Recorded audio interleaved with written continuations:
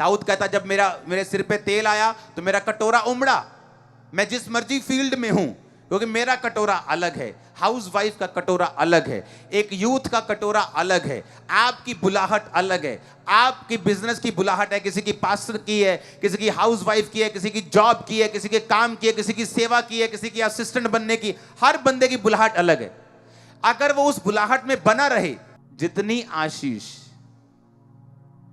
एक पास्टर की है, अगर वो वॉलंटियर उस पास्टर के साथ वफादार हो, वो आशीष उसकी लाइफ में भी आएगी। मालूम कि नहीं? Same blessing. उसको अपने सोचने की जरूरत नहीं मैं यहां होता तो शायद ज्यादा ब्लेस होता, अगर वो लगा रहे अपने काम में। यीशु मसीह ने कहा 5 के साथ जो 5 को मैं कहा, जा स्वामी के आनंद में सहभागी हो, मैं तुझे बहुत वस्तुओं का अधिकारी बनाऊंगा। जिसने 2 के साथ 2 कमाए, उसको भी सेम ब्लेसिंग बोली, जा स्वामी के आनंद में सहभागी हो, मैं तुझे बहुत वस्तुओं का अधिकारी बनाऊंगा। ये नहीं कहा ओके मैं तुझे कुछ, जैसे आशीष 5 वाले को वैसी आशीष 2 वाले को। हालेलुया। अब मुझे यह समझ आया कि परमेश्वर को पिता परमेश्वर ने यीशु मसीह को पवित्र आत्मा और सामर्थ दोनों से अभिषेक किया। इसका मतलब क्या? इसका मतलब मेरी जिंदगी में जब अनॉइंटिंग होगी, पवित्र आत्मा होगी, जो मैंने सुना, who is Holi spirit, part 1, part 2, part 3, part 4, और अब अभिषेक होगा तो क्या होगा? हम पढ़ेंगे फिर क्या होगा। कटोरा उमड़ेगा, हां या ना? दाऊद कहता मेरे सिर पर तेल मला है और मेरा कटोरा उमड़ रहा है, मेरा कटोरा ओवरफ्लो हो रहा है। अब होगा क्या? अब होगा क्या? मुझे यह पढ़ना होगा कि जब अभिषेक मुझ पे आएगा तो क्या होगा? मेरा कटोरा उमड़ेगा। यशायाह 10 उसकी 27 आयत। उस समय ऐसा होगा कि उनका बोझ उनके कंधे पर से और उसका जुआ उनके गर्दन पर से उठा लिया जाएगा, और अभिषेक के कारण जुआ तोड़ दिया जाएगा। एक कोई चीज वस्तु दे मेरे को, कोई भी बाइबल के अलावा। ढोलकी लेके आओ, और ढोलकी लेके आओ यार। अब ये जुआ है, ओके? अगर मैं इसके सिर पे रख दूं, और ये बहुत भारी है, पकड़ के रखना सिर के ऊपर, ओके? क्या ये ऐसे घूम सकता है जैसे मैं घूम रहा हूं? वाह क्या मौसम है! नहीं, क्योंकि इसके सिर पे क्या है?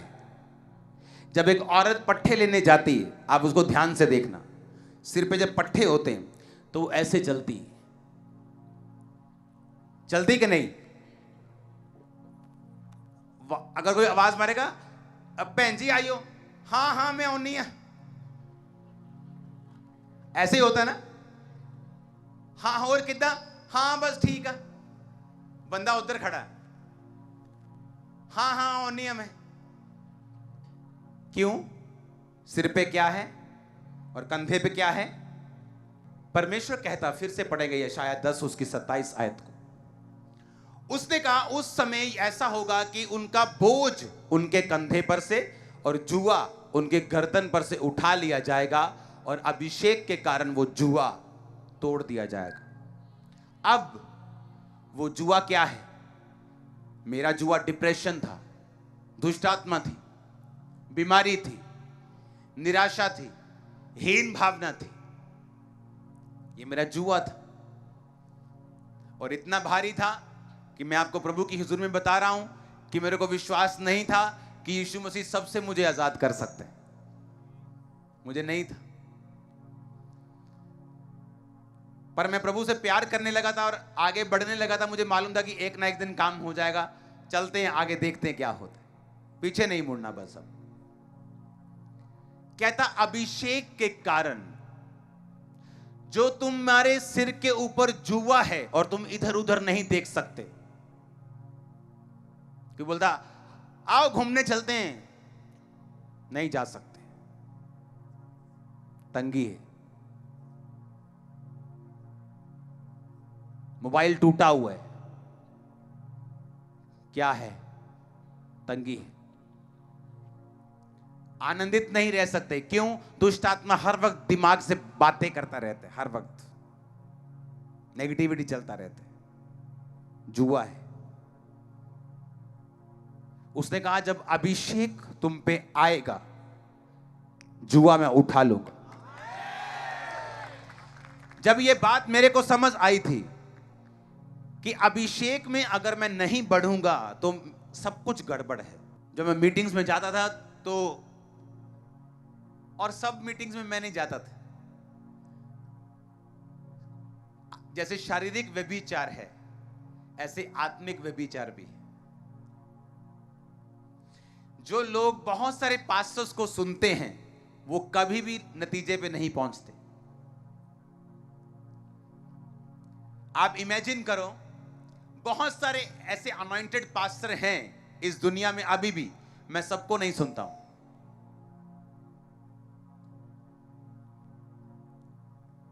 इसीलिए जब भी आप इस मिनिस्ट्री का रिजल्ट देखोगे, हमेशा एक एक्स्ट्रा पॉइंट पे देखोगे। आपने कभी नोटिस किया, जो भी परमेश्वर का आत्मा शुरू करता है वो कैसे फैलता है? सुनो मेरी बात। जैसे शारीरिक व्यभिचार होता है कि अपनी वाइफ के अलावा और भी मुंह मारने जाते लोग, उसी तरह आत्मिक व्यभिचार भी है कि सबको सुनना है और ना घर के ना घाट के, पता ही नहीं अब करना क्या है। किसी का ए सुन लिया, किसी का बी, किसी का सी, और खुद ब्लैंक है, कुछ नहीं मालूम। मेरी लाइफ की टेस्टिमनी है, मैं नहीं कह रहा कि उसको मत सुनो, उसको सुनो मेरी बात। ऐसा भी हुआ मेरी लाइफ में कि मैंने उन लोगों को सुना है जो मेरी है वो पवित्रता में कि हाँ अभी कुछ भी मेरे को नहीं मालूम, लेकिन उनको सुनने के बाद मुझे 15-20 मिनट लगे आत्मा में आने में। जब पुलपट पे मैं आया, मेरे ऐसे एक्सपीरियंस भी रहे लाइफ, 15-20 मिनट लग गए मेरे को आत्मा में आने के लिए, रियलिटी में आने के लिए। और मैंने तब फैसला किया कि मैं सबको नहीं सुनूंगा। इसलिए आप देखते हैं कि जब आप पवित्र आत्मा के चलाए चलते हैं, और जैसे पति एक है, बाप एक है, यीशु मसीह एक है, और आप एक लाइन को फॉलो करते हैं, मिनिस्ट्री को फॉलो करते हैं, जब पवित्र आत्मा आपकी लाइफ में होता है वो आपसे बात करता है। और आज आप चर्च में आए, हां, परमेश्वर चाहता है मैं इसकी लाइफ में जो प्लान है, अगर दाऊद की जिंदगी में प्रभु ने सोचा था कि ये पवित्रताई में है, मैं इसको राजा बनाऊंगा, फिर क्या किया? उसको मसा किया। ठीक है, समझ आई कि नहीं? अब मान लो एक बच्चा उठा और हमने उस पर तेल लगा दिया, ठीक है, इस तेल की सुरक्षा किसने करनी है? इसी ने। अगर ये मिट्टी में लोटेगा पोटेगा तो तेल खराब हो जाएगा।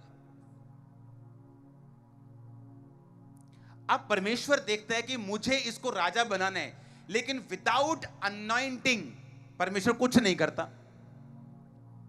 वो फिर क्या करेगा? आपको चर्च में लेके आएगा, आप पवित्र आत्मा पाएंगे, क्योंकि उसके बिना तो मसे की शुरुआत नहीं। फिर क्या होगा? आप फिर मसा पाएंगे। फिर क्या होगा? जब मसा पा लेंगे, दाऊद ने पहला मसा पाया 16-15 साल की उम्र में, फिर शुरुआत हुई। अभी राजा नहीं बना, पता कितने साल तक? 30 साल तक। 14 साल मसा ले लिया, पर लाइफ में अभी भी संघर्ष है। कभी शाऊल से भाग रहे हैं, कभी उससे भाग रहे हैं। कहते यार, मैं ये मसे का क्या फायदा है? फाइनेंस प्रॉब्लम तो अभी भी वैसी है, ये मसे का क्या? परमेश्वर काम कर रहा है, लंबा सोच रहा है, तुम छोटा सोच रहे हो। वो तुम्हें जहाज देना चाहता है, तुम साइकिल के लिए रो रहे हो। अब क्या हुआ?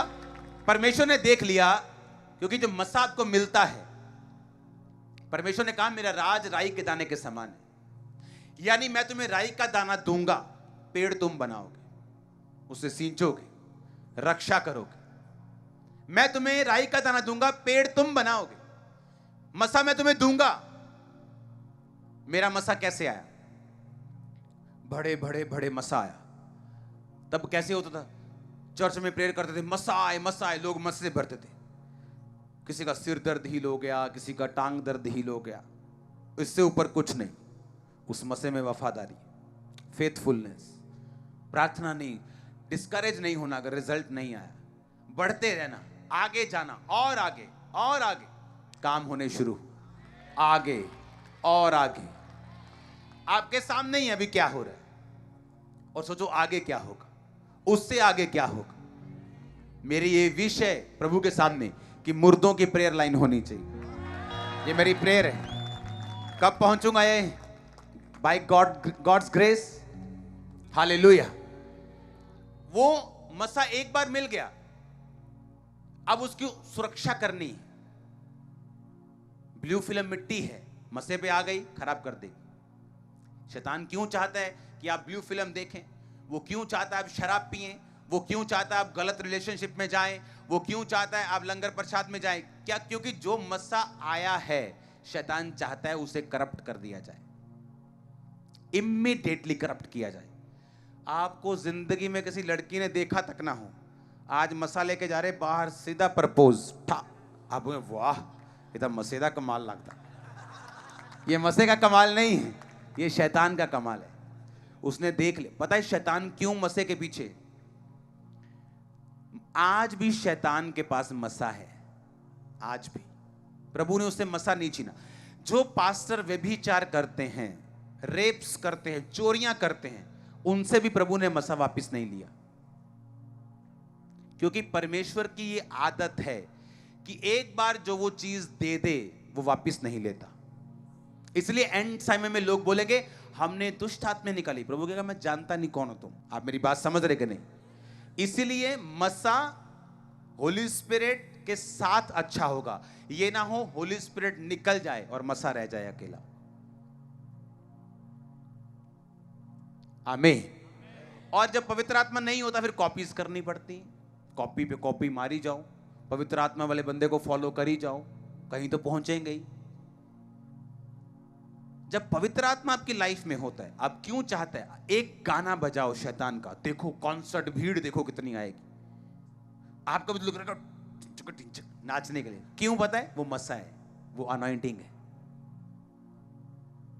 वो रियल अनॉइंटिंग है, वो असली मसा है वो, लेकिन डेवल का है। आप मेरी बात समझ रहे कि नहीं? आप जब ऐसी जगहों पे जाएंगे आपको जोश आएगा कि आप नाचें, फिर वो क्या है? वो अनॉइंटिंग है, वो मस्सा है, लेकिन शैतान का। प्रभु ने छीना नहीं है उससे, प्रभु ने अपनी प्रेजेंस से उसे दूर किया, अपनी आत्मा से दूर किया, लेकिन मसे से दूर नहीं किया शैतान को। उसके पास आज भी इन्फ्लुएंस पावर है, वो लोगों को कन्विंस कर सकता है। अब शैतान जानता है मसा क्या कर सकता है, उसे पूरा पता है, और इसीलिए जब आपके ऊपर मसा आता है वो अपना एड़ी चोटी का जोर लगाता है कि आपसे छीनना कैसे, कैसे छीनना है आपसे। और अगर आपको ये बातों की समझ होगी, आप इसे सुरक्षित रखेंगे और ये सोच के रखेंगे कि दाऊद 16 साल की उम्र में राजा होने के लिए मस्सा हुआ, राजा नहीं बना। राजा 30 साल की उम्र में अभी भी 12 हिस्सों में से एक हिस्से का बना, 37.5 साल बाद कंप्लीट बना। क्यों?